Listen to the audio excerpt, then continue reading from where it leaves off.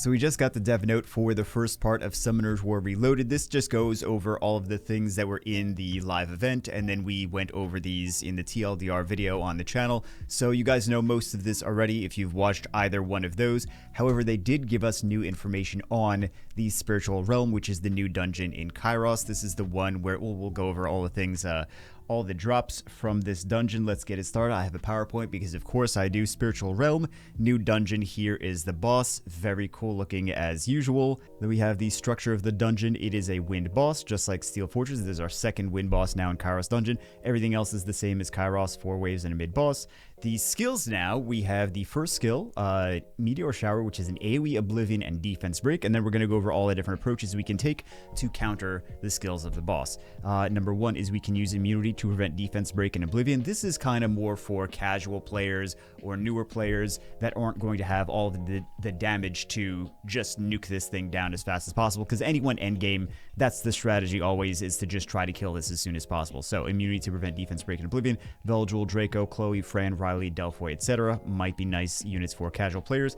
Don't Let Her Move is the second strategy, attack bar reduction and slow, like Spectra, Hua, Lauren, etc. Although she does, keep in mind, she does also have multiple passives as well that she doesn't actually need to get a turn to use. And then kill before she gets turns, which is always the optimal strategy. I don't think this is going to be too crazy because for the floors 1 through 10, because they are going to also be bringing some Abyssal floors in on a rotation. So this 1 through 10 shouldn't be as crazy as the Abyssal floors.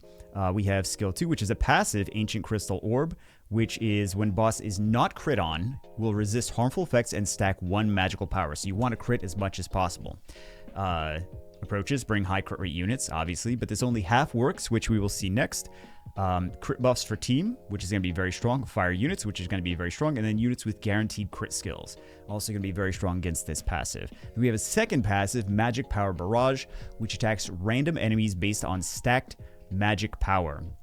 So the approaches are, don't let her stack magic power. Again, going off to the previous one of making sure that you actually crit on the unit. Kill before she can use the skill, which is also, I mean, that is optimal. And then immunity to resist increased cooldowns, but I think this is kind of like an afterthought, is doing this, it's best to just try to kill as soon as possible, just like in any dungeon. Then we have the Spiritual Pact. Crit rate is halved when the battle begins, increases by 5% per harmful effect. So keep that in mind, is crit rate reduced at the beginning, you still need to crit on her, so crit buffs are going to be super strong. We'll see a little bit more about this in a second. Some approaches we can take. Makes unit with guaranteed crits in skills very useful. Makes crit buff very effective. Units like Randy and Sequel effectively buff crit by 40% total with their skill 3. So you get the crit rate buff, and then you also get the extra crit rate from her Spiritual Pact. The 2 buffs that these units do give the 30% an extra 10%. I hope you guys know what I'm saying because of this passive. Dusky will buff crit by 45% with skill 2 plus passive. Units like Berenice and Adrian are also potentially useful. Makes heavy fire teams almost mandatory. You won't need 100% crit rate on your units. It still helps, but 100% won't be 100% either way. As long as you have enough buffs on the team, you should be able to stack crit rate pretty effectively. So, Comptos already gave us some hints, which is why we're talking about Seek and Randy, because some of these units buff crit rate right here. Buff crit rate, buff defense, buff attack power, so we should have lots of buffs here, and this should be a very... I feel like this is just going to be a very good team for this dungeon, regardless. I would like a little bit more defense breaks in here, though, but this is a good starting point. And then all of the previous Rift Beasts runes will drop here now, in addition to Seal runes, but not Intangible runes. Intangible runes are going to drop from Abyssal Dungeon floors 11 and 12. So you're going to be mostly farming this. If you don't already have a bunch of Fight runes or Determination runes, this is the place to get them. The other ones are less effective, less useful, less popular. But the Seal runes are going to be what people are primarily farming this new dungeon for.